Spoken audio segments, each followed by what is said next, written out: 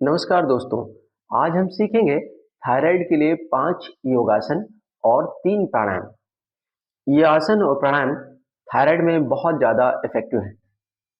यदि आप इन आसनों को और प्राणायाम को रेगुलरली करेंगे तो आपका थायराइड पूरी तरह से ठीक हो जाएगा। थायराइड 100% क्योर होता है, लेकिन एक शर्त है, क्योर होने के बाद भी आपको रेगुलरली योग और प्राणायाम करते रहना है। इसके साथ ही खान-पान और लाइफस्टाइल पर ध्यान देना है।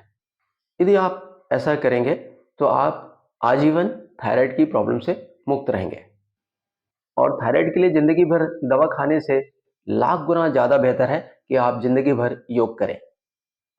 योग से आपका थायराइड तो ठीक रहेगा ही, इसके साथ ही जो दूसरी बीमारियां हैं वो सारी बीमारियां भी ठीक हो जाएगी।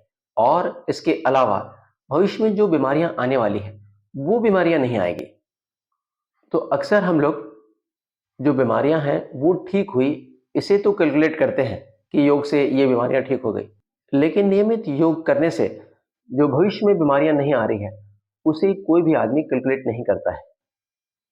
तो चलिए शुरू करते हैं। हम पहला आसन करेंगे उष्ट्रासन। इसके लिए घुटनों के बल आ जाना है। तो इस तरह से घुटनों के बल आ जाएंगे। दोनों हाथों से दोनों पैर की एड़ियां पकड़ लेंगे और कमर को सामने सामने ढकेलना है, गर्दन को पीछे लुढ़का देना है। यदि आपके लिए यह पॉसिबल ना हो तो आप अर्ध उष्ट्रासन करेंगे। अर्ध उष्ट्रासन के लिए दोनों हाथों को कमर पर रख लेना है और कमर को सामने सामने ढकेलेंगे, गर्दन को पीछे लुढ़का देंगे। तो आपके लिए जैसा भी संभव है वैसा करने की कोशिश करेंगे। इस आसन का समय है 2 मिनट। तो आपको धीरे धीरे समय बढ़ाना है। पहले दिन से ही आप बहुत ज़्यादा नहीं करेंगे, बहुत जोर जबरदस्ती बिल्कुल नहीं करेंगे। बहुत धीरे धीरे फिर सीधे हो जाना है और बहुत धीरे से वापस। दूसरा आसन करेंगे हलासन। इसके लिए पीठ के बल लेट जाना है। तो धीरे से पीठ के बल लेट जाएंगे। दोनों पैर की एड़ियां अंगूठे मिला लेना है। एड़ियों को बाहर की तरफ तानना है, पंजों को अपनी तरफ खींच लेना है। दोनों हाथ सिर के साथ ऊपर ले लेंगे। एक की पोजीशन में आपको दोनों पैरों को 45 डिग्री ऊपर उठाना है। एक, तो दोनों पैरों को 45 डिग्री ऊपर उठाइए। 2 में 90 डिग्री ले जाएंगे और इसी दौरान हाथों को लाएंगे कमर के आजू बाजू। 2, तो इस तरह से पैरों को ले गए 90 डिग्री और दोनों हाथ कमर के आजू बाजू लाए। अब 3 में दोनों हाथों पर वजन देते हुए पैरों को ले जाना है 135 डिग्री पर। 3, दोनों हाथों पर अच्छे से वजन दिया और पैरों को ले गए 135 डिग्री। 4 में पैरों को ले जाना है 180 डिग्री तक। तो पैर की उंगलियां जमीन से टच हो जाए। 4, तो धीरे धीरे धीरे धीरे इस तरह से टच हो जाने देंगे। एक बार उंगलियां जमीन से टच हो गई तो फिर पैर को थोड़ा सा ऊपर उठा लेंगे। उंगलियां जमीन से टच न रहे, थोड़ा ऊपर उठ जाए। इस आसन का समय है 3 मिनट। तो इस आसन में, इस पोजीशन में 3 मिनट तक रुकना चाहिए। आपके लिए जितना संभव है रुकने का प्रयास करेंगे। अब बहुत धीरे धीरे वापस आना है। तो किसी भी आसन में वापसी बहुत इंपॉर्टेंट होती है। तो 5 की पोजीशन में पैरों को ले जाना है 135 डिग्री। 5 और 6 में रीढ़ का एक एक मनका टिकाते हुए कमर को धीरे धीरे नीचे आने देना है। 6, तो बहुत धीरे धीरे रीढ़ का एक एक मनका टिकाते हुए नीचे आने की कोशिश करेंगे। झटके से नीचे नहीं आना है। 7 में दोनों पैरों को 45 डिग्री पर ले जाएंगे और इसी दौरान हाथों को ले जाएंगे सिर की दिशा ऊपर। 7, दोनों पैरों को लाए 45 डिग्री और दोनों हाथ सिर के दिशा ऊपर। 8 में बहुत धीरे धीरे नीचे। 8, तो अब दोनों पैरों को धीरे धीरे नीचे ले आइए। तीसरा आसन करेंगे सर्वांगासन। 1 में दोनों पैरों को 45 डिग्री ऊपर उठाएंगे। 1, इस तरह से दोनों पैरों को 45 डिग्री ऊपर उठा लिया। 2 में पैरों को 90 डिग्री ले जाना है और हाथों को लाना है कमर के आजू बाजू। 2 पैर ले गए 90 डिग्री, दोनों हाथ कमर के आजू बाजू। 3 में पैरों को ले जाना है 135 डिग्री, 3, तो इस तरह से पैरों को ले गए 135 डिग्री। और 4 में दोनों हाथों को कोहनियों से मोड़ते हुए हाथों का स्टैंड बना लेना है और पीठ को पकड़ लेना है और अब पैरों को सीधा करना है। तो इस तरह से पैरों को सीधा कर लिया। तो सर्वांगासन की सही पोजीशन में कंधे, कमर और एड़िया एक सीध में आ जाना चाहिए। इसमें गला पूरी तरह से लॉक हो जाता है। हमारी जो थायराइड ग्लैंड है उस पे बहुत ज़्यादा असर होता है। थायराइड के लिए ये सबसे ज़्यादा इम्पॉर्टेंट आसन है। इस आसन का समय है 7 मिनट। तो आप इस आसन में रुकने का समय धीरे धीरे बढ़ाएंगे। वापस आते समय बहुत ही सावधानीपूर्वक वापस आना है। तो 5 की पोजीशन में पैरों को ले जाना है 135 डिग्री, 5, तो पैरों को ले गए 135 डिग्री पर। अब 6 में दोनों हाथ छोड़ दिया, 6, और पैरों को सिर की तरफ दबाते हुए बहुत धीरे धीरे रीढ़ का एक एक मनका टिकाते हुए कमर को नीचे लाएंगे। 7 में दोनों पैरों को ले जाएंगे 45 डिग्री पर, 7, और इसी दौरान हाथों को ले जाना है सिर की तरफ ऊपर। 8 में बहुत धीरे धीरे पैर नीचे लाएंगे, 8, तो पैरों को नीचे ले आए। जो लोग हलासन और सर्वांगासन नहीं कर सकते हैं तो वे लोग सेतुबंद आसन करेंगे। हलासन और सर्वांगासन थोड़े कठिन आसन हैं, सभी से ये आसन नहीं होते हैं। तो यदि आपसे ये आसन नहीं होते हैं तो आपको चिंता करने की कोई बात नहीं है, आपको उसकी जगह सेतुबंद आसन करना है। तो इसके लिए दोनों पैरों को घुटने से मोड़ लेना है, दोनों हाथों को कमर के आजू बाजू रख लेना है और कमर को ऊपर उठाना है। अब आप चाहें तो दोनों हाथों को आपस में इंटरलॉक भी कर सकते हैं, उंगलियां उंगलियां फंसा सकते हैं। इस आसन का समय है 3 मिनट। तो इस स्थिति में 3 मिनट तक रुकने की कोशिश करना है। आप धीरे धीरे अपना अभ्यास बढ़ाएंगे। बहुत धीरे से वापस आना है, तो हाथों पर वजन देना है और फिर धीरे धीरे नीचे कमर को नीचे लाना है। चौथा आसन है मत्स्यासन। दोनों हाथों को जांघों के नीचे ले जाकर नीचे से जांघों को पकड़ लेना है। तो इस तरह से जांघों के नीचे ले गए और जांघों को पकड़ लिया। दोनों हाथों की कोहनियों पर वजन देंगे। दोनों हाथों की कोहनियों पर वजन देते हुए कमर के ऊपर का हिस्सा पूरी तरह से ऊपर उठा लेना है। तो दोनों हाथों की कोहनियों पर वजन दिया और कमर के ऊपर का हिस्सा ऊपर उठा लिया। अब गर्दन को पीछे लुढ़का देना है।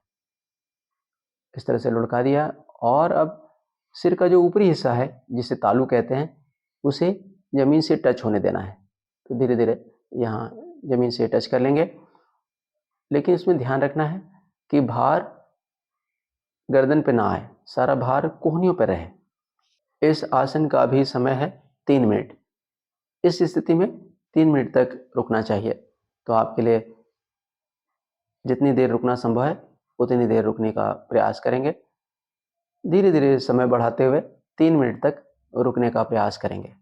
वापस आते समय आपको कोहनियों पर वजन देना है और कोहनियों पर वजन देकर कमर के ऊपर का हिस्सा ऊपर उठा लेना है और अब धीरे धीरे कमर, पीठ और फिर धीरे से सिर टिका देंगे और हाथों को वापस ले लेंगे। 5वां आसन है सिंहासन। तो इसके लिए दोनों पैरों को दूर दूर फैला देंगे, दोनों हाथों को जमीन पर ले लेंगे और जीभ को बाहर निकालकर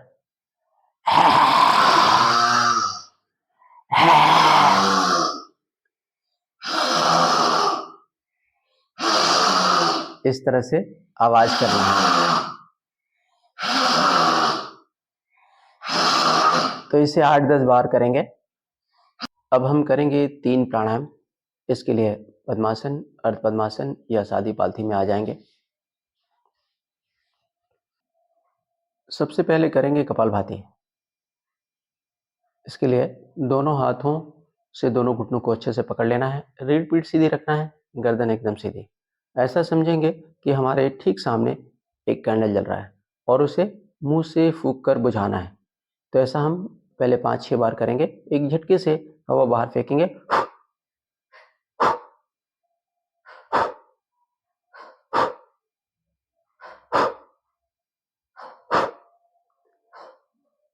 यही क्रिया नाक से करना है। होठ बंद कर लेंगे और नाक से यही क्रिया करेंगे।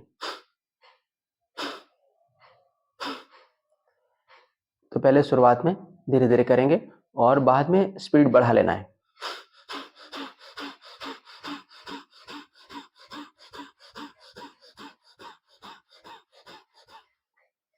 कपालभाति में लगातार सांस छोड़ते चले जाते हैं। सांस लेने की क्रिया अपने आप होती है और आखिरी में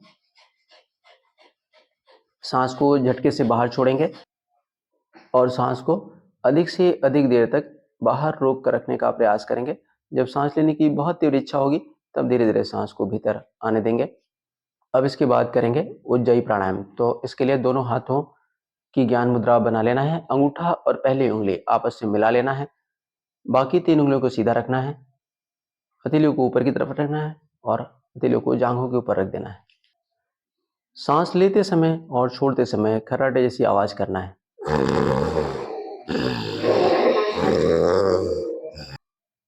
अब हम करेंगे चतुर्मुखी मुद्रा में ओमकार।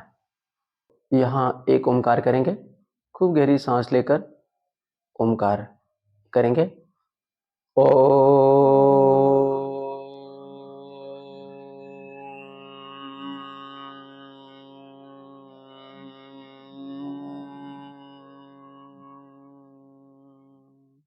सांस को बाहर रोक कर रखना है और गर्दन को ले जाना है राइट साइड में।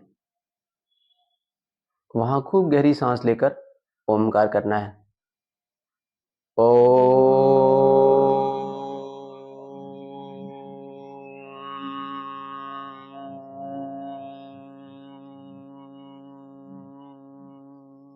सांस को बाहर रोक कर रखेंगे और गर्दन को वापस लाएंगे अपनी जगह और खूब गहरी सांस लेकर ओमकार करेंगे।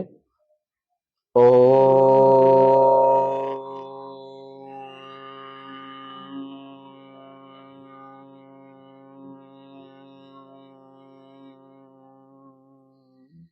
सांस को बाहर रोक कर रखेंगे और गर्दन को ले जाएंगे लेफ्ट साइड में। यहाँ खूब गहरी सांस लेकर ओमकार करेंगे। ओ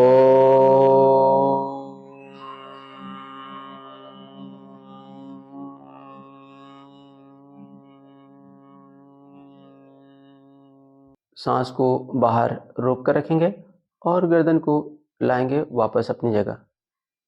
खूब गहरी सांस लेकर ओमकार करेंगे। ओ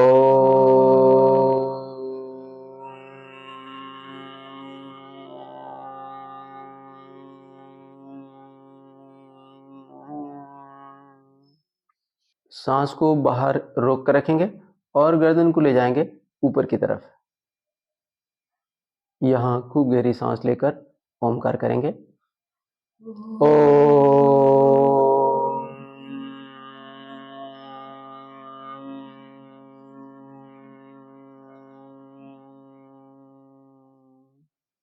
सांस को बाहर रोक कर रखेंगे और गर्दन को लाएंगे वापस अपनी जगह। यहाँ फिर से ओमकार करेंगे। ओ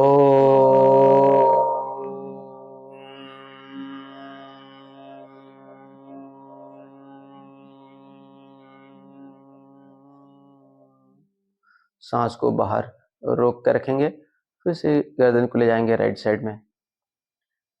वहां खूब गहरी सांस लेकर ओमकार करेंगे। ओ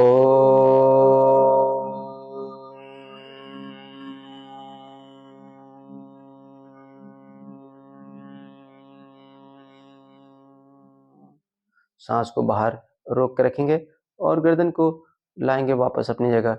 खूब गहरी सांस लेकर ओमकार करेंगे। ओ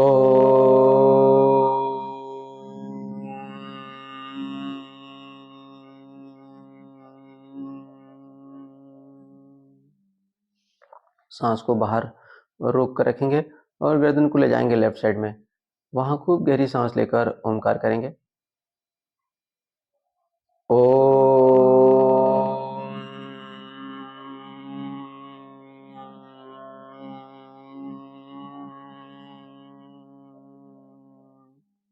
सांस को बाहर रोक कर रखेंगे और गर्दन को लाएंगे वापस अपनी जगह। खूब गहरी सांस लेकर ओमकार करेंगे।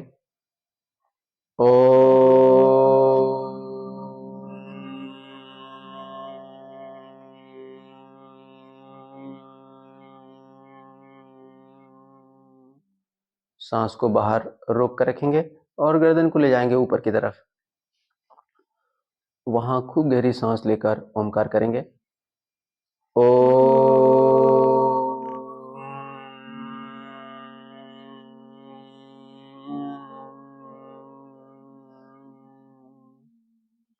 सांस को बाहर रोक कर रखेंगे और गर्दन को लाएंगे वापस अपनी जगह। यहाँ खूब गहरी सांस लेकर ओमकार करेंगे। ओ।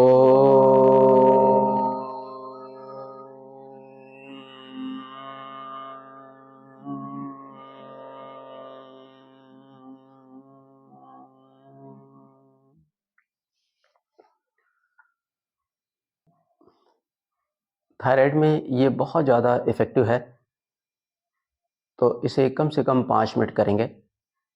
जो लोग कोई आसन नहीं कर सकते हैं, वो सिर्फ इसे करके अपना थायराइड ठीक कर सकते हैं। इसके लिए उन्हें इसे रोज़ आधा घंटा करना होगा। तो यदि रोज़ आधा घंटा इसे करते हैं, तो थायराइड पूरी तरह से ठीक हो जाता है। और जो लोग बाकी आसन भी कर सकते हैं, तो वे इसे कम से कम 5 मिनट तक करें। तो ये हैं थायराइड के लिए सबसे ज़्यादा इफ़ेक्टिव आसन और प्राणायाम। आप इन आसनों को और प्राणायाम को नियमित रूप से कीजिए और अपने थायराइड को पूरी तरह से ठीक रखिए। आशा है आपको ये वीडियो पसंद आया होगा। यदि आपको ये वीडियो पसंद आया है, तो आप इस वीडियो को लाइक कीजिए। इसके साथ ही शेयर भी ज़रूर कीजिए, क्योंकि आजकल थायराइड की प्रॉब्लम बहुत ही कॉमन है और इस तरह की वीडियो की ज़रूरत हर किसी को है। इसके साथ ही आप इस चैनल को सब्सक्राइब भी ज़रूर कर लीजिए। आपका बहुत बहुत धन्यवाद।